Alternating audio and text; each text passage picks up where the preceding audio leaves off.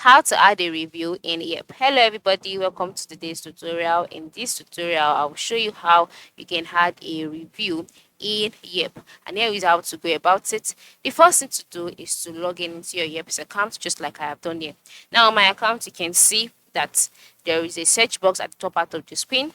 You can see other options here, and then by the lower part of the screen, you can see five icons, namely the search icon for you to search for items on Yep.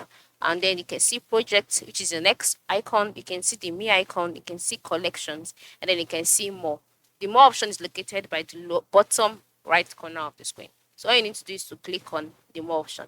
After clicking on it, I are brought to the more page. On this page, you can see other options like add review, add a photo or video, check in, messages, notifications, activity feed, recently viewed. Yep, for business, add a business, etc. So just go ahead and click on add review.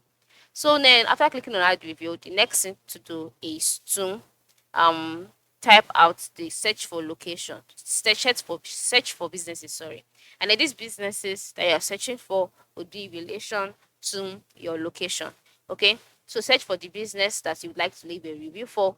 Then after you've gotten the business, click on the business, okay?